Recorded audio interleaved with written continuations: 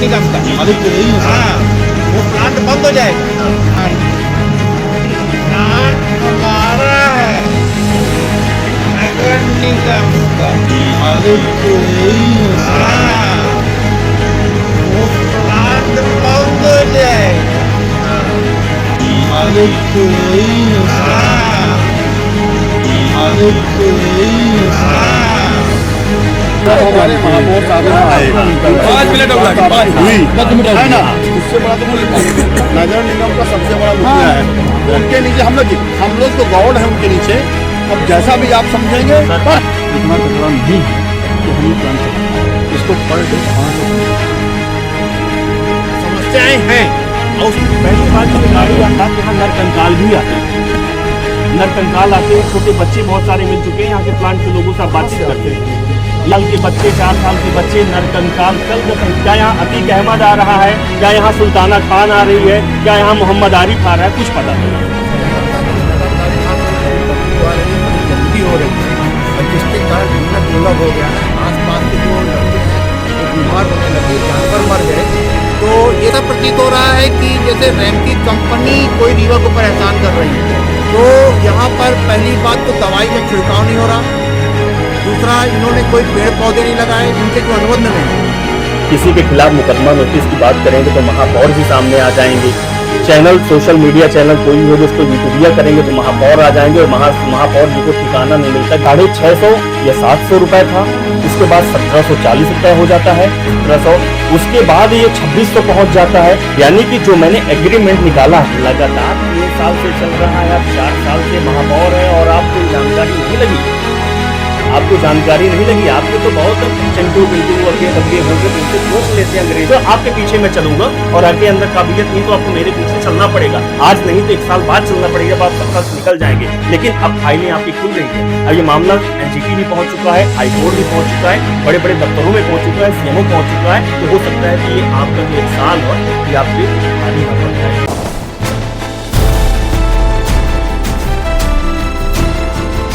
चलती है साहब, ये सबको पता है। ये बताइए कि जैसे ये 650 था रेट पहले, फिर 1700 हुआ, फिर 2750। बहुत बहुत अच्छा सवाल।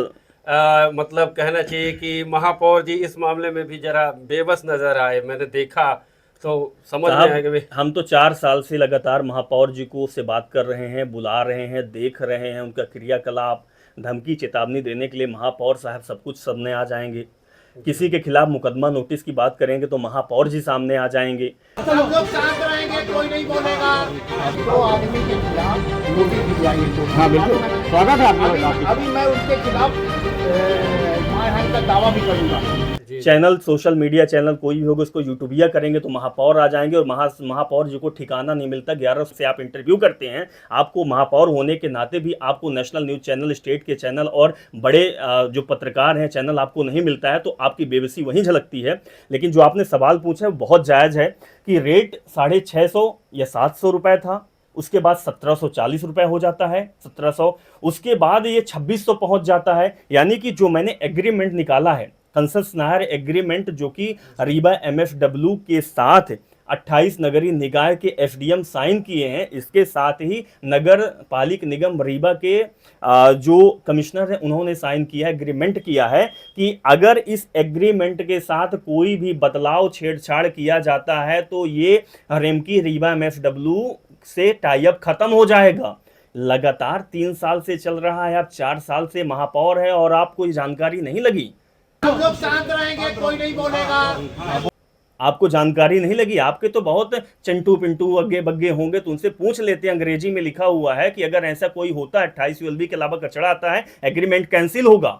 आप उनसे पूछ लेते कि अगर इसमें रेट में बढ़ोतरी होती है तो एग्रीमेंट कैंसिल हो जाएगा। तो आप शिकायत किसको किए हैं?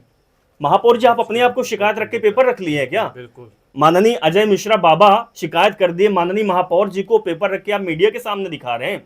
तो आपको तो इसमें संदेह के घेरे में आप आ गए। जनता आपसे जवाब लेगी। जनता से बढ़ के कुछ होता नहीं है कि आप खुद मुझे लगता है कि आप शामिल हैं, जिस तरीके से आपके क्रियाकलाप हैं, अगर शामिल ना होते तो आप सफाई ना देते और इनके खिलाफ लड़िए आंदोलन में। मैं आपको नेता घोषित करूंगा, आपके पीछे मैं चलूंगा, और आपके अंदर काबिलियत नहीं है तो आपको मेरे पीछे चलना पड़ेगा। आज नहीं तो 1 साल बाद चलना पड़ेगा, जब आप सत्ता से निकल जाएंगे। लेकिन अब फाइलें आपकी खुल रही है। अब ये मामला एनजीटी भी पहुंच चुका है, हाई कोर्ट भी पहुंच चुका है, बड़े बड़े दफ्तरों में पहुंच चुका है, सीएमओ पहुंच चुका है। तो हो सकता है कि ये आपका जो 1 साल है ये आप पे भारी ना पड़ जाए। ग्रह नक्षत्र आपके सही नहीं लग रहे हैं साहब। कहते हैं ना कि कर्म ही सबसे बड़ा, सबसे मजबूत चीजें होती है, और कर्म आप करोगे तो आप ज्योतिष के जो नक्षत्र होते हैं वो आप पलट सकते हैं, आप अपने कर्मों के द्वारा। लेकिन कुकर्मों के द्वारा और केवल बयानबाजी के द्वारा आप कुछ भी नहीं कर सकते हैं। इससे पहले यहाँ ऊर्जा मंत्री माननीय राजेंद्र शुक्ला जी थे। राजेंद्र शुक्ला जी क्या देखकर प्लांट यहाँ पे लाए थे? 3 गांवों के बीच में, सैकड़ों और हजारों आबादी के बीच में सैकड़ों गांव, सैकड़ों बस्ती वहां पे हैं। जीटी का नियम क्या माननीय ऊर्जा मंत्री, खनिज मंत्री को नहीं पता था? इस समय स्वास्थ्य मंत्री हैं, स्वास्थ्य पूरा चौपट किए हुए हैं रीवा जिले के साथ पूरे इन गांवों का। आपका विधानसभा है। अजय मिश्रा बाबा की, मुझे तो साहब ये लगता है कि अजय मिश्रा बाबा, राजेंद्र शुक्ला जी एक थाली के चट्टे बट्टे हैं। दोनों की मीटिंग होती है, दोनों की साठगांठ होती है। एक अंदर से कहते हैं, एक प्रत्यक्ष होता है, एक अप्रत्यक्ष होता है। तो एक पर्दे के पीछे से काम कर रहा है, एक पर्दे के सामने से काम कर रहा है। नहीं करते हैं तो राजेंद्र शुक्ला का आप तो विरोध बोलते थे, खुलकर बोलिए। राजेंद्र शुक्ला भी तो जवाब दे कि अजय मिश्रा बाबा महापौर बनकर बैठे हुए हैं, वो क्या किए हैं? दोनों नेता साहब एक ही जैसे हैं, दोनों नेता एक ही जैसे हैं, दोनों की कंपनी चल रही है, दोनों की सेटिंग है, दोनों काम कर रहे हैं, और दोनों अच्छा खासा जनता को गुमराह परेशान कर रहे हैं। परेशान नहीं साहब, बहुत छोटा शब्द हो गया, तबाह कर रहे हैं, बर्बाद, तबाह कर रहे हैं ये। सही बात। अभिषेक जी, अब एक और मुद्दा है, जैसे पूरा शहर है, आप सामान से जाएंगे, सामान नाका से अंदर घुसेंगे शहर के अंदर, तो पूरे शहर में आपको कचरा ही कचरा फैला हुआ मिलता है। कचरे, गाड़ी वाला आया घर से कचरा निकाल, गाड़ी वाला आया घर से कचरा निकाल, गाड़ी वाला आया घर से कचरा निकाल। ढेर मिलते हैं, और ये कचरा अगर उठाया जाता है, शहर का कचरा अगर उठाया जाता है, तो ये इतना सारा कचरा, पुराना से पुराना कचरा, बदबूदार कचरा रीवा में दोबारा फिर से कैसे आ जाता है? अब ये पैदा करते हैं साहब, ये पैदा। देखिए रीवा MSW में जब 28 ULB से 150-200 टन आता है तो बिलिंग 400-500 टन की हो जाती है। हालांकि मेरे ये बता दे साहब कि बिलिंग कितने की होती है, मैं पूछना चाहता हूँ आरोप लगाने से पहले। मेरा आरोप है तो आप इसका जवाब दे दीजिए। बिलिंग 400 होती है, बिजली 650 टन की बन जाती है रोजाना। और आप शहर की बात कर रहे हैं, शहर की गंदगी उठती नहीं है। आप रेट इसका 17,700 से 1700, 1700 से 2700 कर देते हैं स्वच्छ करने के लिए शहर में। शहर की गंदगी उठ नहीं रही है तो पैसा कहाँ जा रहा है? कचड़े में साहब बहुत बड़ा खेल हो रहा है। इस कचड़े में बहुत बड़ा घोटाला हो रहा है। घोटाले में बहुत सारे लोग हैं, सत्ता पक्ष भी है, विपक्ष भी है, बहुत से लोग शामिल है। इसकी अच्छे से जांच होनी चाहिए। हमारा महापौर ईमानदार है, लेकिन जांच करेगा कौन? एक राजनीतिक मुद्दा इस समय शहर में गूंज रहा है, लोगों के मुंह से सुनाई दे रहा है, कई सारे अपने पास भी मैसेज वगैरह आते हैं, लोग बोलते हैं कि भारतीय जनता पार्टी अजय मिश्रा बाबा को समर्थन कर रही है, अजय मिश्रा बाबा के समर्थन में अपने लोगों को लेकर आ रही है। क्या कहना चाहिए भाई? 200 मैं बताया ना कि आप पूरे रीवा की बात करना चाहते हैं, लेकिन मैं अपने गांव से ही नहीं निकल पा रहा हूं। अब आप इसे छोटी मानसिकता बोले या मेरी जिस तरीके से हमारी परेशानी है उसके बोले, क्योंकि हमारी जो शहर की गंदगी वो गांव तक आ रही है, तो राजनीति की भी गंदगी शहर से गांव तक आ रही है। हमने तो महापौर चुना नहीं था, हमने तो अपने गांव का सरपंच चुना था। तो महापौर चुनकर यहाँ पे मालिक क्यों बन रहे हैं? हमारे गांव का मालिक, हमारे गांव का राष्ट्रपति तो हमारे गांव का सरपंच है। आज जो ये बोल रहे हैं तो 200 करोड़ का ये प्लांट है, और अभी एक सामाजिक कार्यकर्ता हैं कुंवर सिंह पटेल हैं, और उन्हीं के पार्टी के वो हैं पार्षद हैं, नेता हैं, विनोद शर्मा जी हैं, और BK माला जैसे कुछ सामाजिक कार्यकर्ता, कुछ और लोगों ने एक निकाला था कि 42 करोड़ का घोटाला हुआ है। 42 करोड़ का घोटाला कैसे हो गया और चुपचाप बैठे हुए हैं?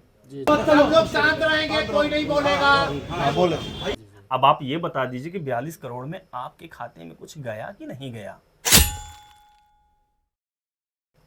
इसका बता दीजिए। श्रेय तो आप ले रहे हैं कि हमने 42 करोड़ के घोटाले को उजागर किया है, लेकिन घोटाले में काम क्या हुआ है? घोटाले जेल कौन गया है? नहीं, इंसान का नाम किसके आया है? रिकवरी क्यों नहीं हुई है? इस पर बात कौन करेगा? तिवारी जी, उस घोटाले को उजागर किसने किया था वास्तव में? मतलब वो घोटाला कहाँ से सामने आया, किसने उजागर किया और उसका श्रेय कौन ले रहा है? अब मुझे तो बहुत नहीं पता है, लेकिन मैंने जब देखा था कि जब ईओडब्ल्यू में शिकायत की गई थी, क्योंकि मैं बतौर पत्रकार भी काम करता था, तो मैं खुद कवरेज के लिए गया था। तो कुंवर सिंह पटेल और विनोद शर्मा हम लोगों को बाइट दिए थे। उन्होंने बोला था कि हमने कागज दिखाए थे उनको, आरटीआई से जो भी शिकायत से उनको जो मिला था प्रूफ, उन्होंने दिया था।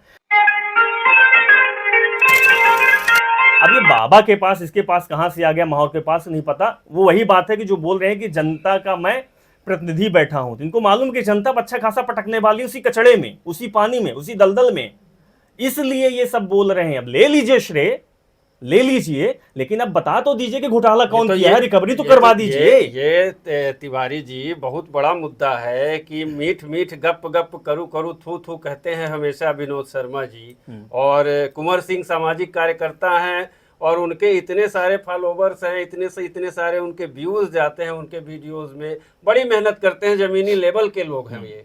तो इन्होंने इतनी मेहनत, इतनी कड़ी मेहनत करने के बाद जो डेटा निकाला, उस डेटा को क्या महापौर के साथ सार्वजनिक कर दिया है?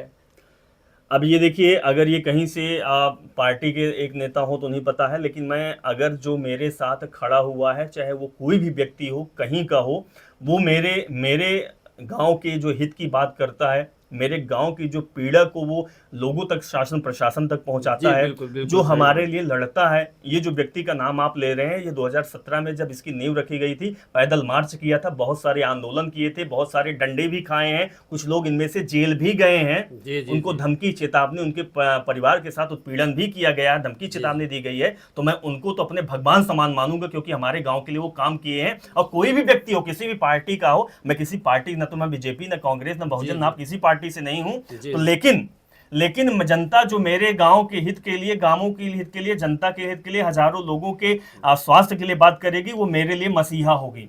चाहे वो किसी भी पार्टी का हो। अब आपको मैं बताऊं, बीजेपी कांग्रेस तो एक है साहब जी, एक है, मिल के काम कर रही है, बराबर खा रही है। इनका इतना अच्छा टाइप है कि आज हमारी सरकार है तो तुम खाओ पहरेदार बनकर, तुम्हारी है तो मैं खाता हूं, ना तुम मेरे बारे में बोलो ना मैं तुम्हारे बारे में बोलता हूं। यही चल रहा है। और ये आपको रिबम पता, जो आप बोल रहे हैं कि अब कुछ लोग महापौर को अजय सिंह बेनकाब हो गए हैं, इसलिए जनता बोलने लगी है कि आप बीजेपी के नेता हैं। आप बीजेपी के बेनकाब जब हो जाता है तो फिर उनके पास कोई चारा नहीं बनता। ये इंटरव्यू देखेगा, महापौर का आखिरी इंटरव्यू होगा, इसके बाद ये अगर इंटरव्यू मेरा देख लेंगे तो महापौर इंटर देने के काबिल नहीं बचेंगे। अगर वो काबिलियत उनके अंदर है तो मैं चैलेंज करता हूं कि वो जितने मैंने डॉक्यूमेंट्स बोला है, जितनी सारी चीज बताया है, तो आप रहते हुए महापौर आप दिखा दीजिए, बता दीजिए, सार्वजनिक कर दीजिए, लगवा दीजिए सीसीटीवी स्क्रीन लगवा दीजिए। आपके पास बजट है, नहीं बजट है तो आप मेरे पैसे से मैं लगवा दूंगा, मैं खर्चा दे दूंगा, लेकिन आप कर दो जी, कर दो। और आज आप नहीं कर पाओगे महापौर रहते हुए, तो कल फिर आप कुछ नहीं कर पाओगे। आपके हाथ में सिर्फ झुनझुना रहेगा, या तो फिर आप उन चूड़ियों और बिंदियों को संभाल कर रखिएगा जो परिषद के अंदर पार्षद महिलाओं ने आपको भेंट किया है, तोहफे में दिया है।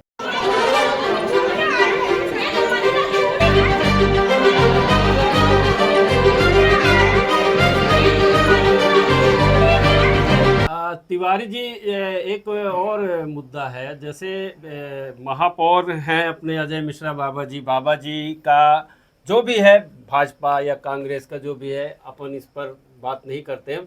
मेन बात ये है कि जब ये कचरा प्लांट यहाँ पे बना था तो किन किन लोगों ने इसका विरोध किया था? मैं तो कविता पांडे जी का नाम लूंगा। कविता पांडे जी का, अगर हमारे आसपास के जो 24 गांव प्रभावित हैं उनको नहीं पता था, लेकिन डायरेक्ट जो है इन्वॉल्व थे वो 5-7 गांव के लोग, उनके जनप्रतिनिधि, पूर्व सरपंच, नए सरपंच और कुछ ऐसे थे जो सामाजिक कार्यकर्ता थे। उसमें से जिन्हें मैं आपको नाम लिया हूं कि कुंवर सिंह पटेल थे, विनोद शर्मा थे, कविता पांडे थी, कभी कभी बीके माला भी आया करते थे, कुछ ऐसे और जो लोग हैं उन्होंने काम के, कुछ लोगों का नाम नहीं लेना चाहूँ, जो शामिल हैं उनको मैं धन्यवाद कर रहा हूँ।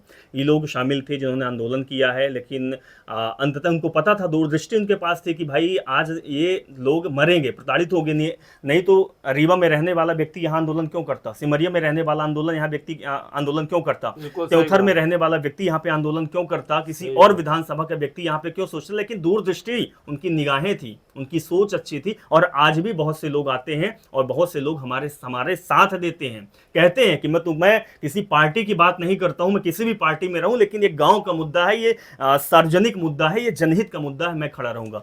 एक अभी आपसे महापौर की बातें बहुत हुई, कमिश्नर की बातें थोड़ी हो जाए। कमिश्नर साहब बदलते रहते हैं, प्रशासनिक अधिकारी हैं, कई बदल चुके हैं। महापौर तो कमिश्नर के ऊपर लांछन लगा दिया है, लेकिन जनप्रतिनिधि को सोचना चाहिए। साहब कमिश्नर साहब लोग भी आते हैं, वो बोलते हैं कि साहब, जब मैं उनके पास शिकायत करने गए, मौजूदा कमिश्नर है अक्षत जैन जी, मैं उनसे शिकायत किया, 17 बिंदु थे, मैं आपको सार्वजनिक कर रहा हूं, आप इनको दिखा दीजिए। मैंने उनको बोला कि कमिश्नर साहब गाड़ियां तेज रफ्तार में आती है। कमिश्नर साहब बोलते हैं हाँ मुझे पता तेज रफ्तार में आती है, गाड़ियों के नंबर नहीं है, मुझे पता है। गाड़ियां खाली गाड़ियों का वजन होता है 41 23 41 28 41 42 गाड़ी का नंबर है। रात 8 बजे से सुबह 8 बजे तक आई की टीम नहीं होती है, मुझे पता है। 2 महीने आए हुए कि कमिश्नर साहब क्या कर रहे हैं। साहब सबसे बड़ी पढ़ाई कर आप पहुंचे हुए हैं, यूपीएससी, आप क्वालिफाइड हैं, आईएएस ऑफिसर हैं आप, कल जाके आप कलेक्टर होंगे, उसके बाद आप सरकार चलाएंगे, उसके बाद आप केंद्र की सरकार भी चलाएंगे जब आपका ओहदा बढ़ता जाएगा। लेकिन अगर ये मानसिकता आपकी रहेगी तो आप क्या कर पाएंगे। साहब कमिश्नर साहब, आपको सब कुछ पता है कि आप अवैध हैं, गलत है, रिश्वतखोरी चल रही है, कमीशन खोरी चल रही है, खाली गाड़ियों का वजन होता है, हम लोगों की टैक्स दिए हुए पैसे निकाले जाते हैं। तो साहब आप क्या कर रहे हैं, आपके जो साथी जो बराबर कुर्सी में बैठते हैं, महापौर जी क्या कर रहे हैं, माननीय स्वास्थ्य मंत्री जी क्या कर रहे हैं, माननीय सीएम क्या कर रहे हैं। साहब आप लोग इतने बेबस मत बनो, आप लोग इतने बेबस मत बनो कि आप लोगों को जनता देखकर आप लोगों से नजरें दूसरी तरफ फेर ले। इतने आप बेबस मत बनो, इतने आप गलत काम मत करो कि जनता आपको नकार दे, आपकी तरफ देखना पसंद ना करे, चाहे वो प्रशासनिक अधिकारी हो, चाहे वो शासन में बैठा हुआ तंत्र हो।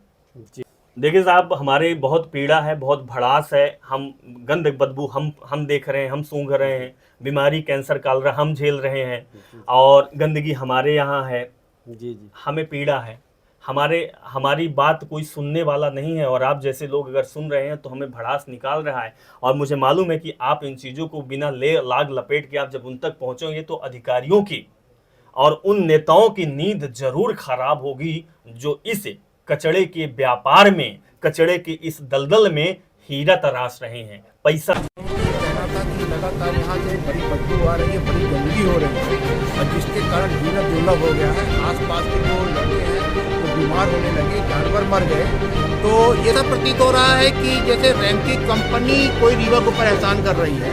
नगर निगम कचरा उठाने का भी हम इनको पैसा देते हैं, वो भी पैसा हम नहीं देते हैं, वो जनता के द्वारा जो पैसा कचरा उठाने का शुल्क जमा होता है उसके द्वारा ही लिया जा रहा है। तो यहाँ पर पहली बात तो दवाई का छिड़काव नहीं हो रहा, दूसरा इन्होंने कोई पेड़ पौधे नहीं लगाए इनके जो अनुबंध में है, तीसरा जहाँ पर जानवर जलाए जाते हैं वो इंसुलेटर जो है वो छोटी कैपेसिटी का लगा है, वो हमारे जो नगर निगम के पूर्व के लगे। बाहर की गाड़ियाँ जो लेकर आ रही हैं आरडीएफ और खुली गाड़ियाँ आ रही हैं, वो सारा बंद कराएं। पहले जनता से बढ़ के कुछ होता नहीं है, अगर जनता अपने में आ जाएगी तो बड़ी दिक्कत आएगी। तराश रहे हैं और अपनी राजनीति चमका रहे हैं, ये पूरी उम्मीद हमें, इसलिए बहुत बहुत शुक्रिया। धन्यवाद अभिषेक जी।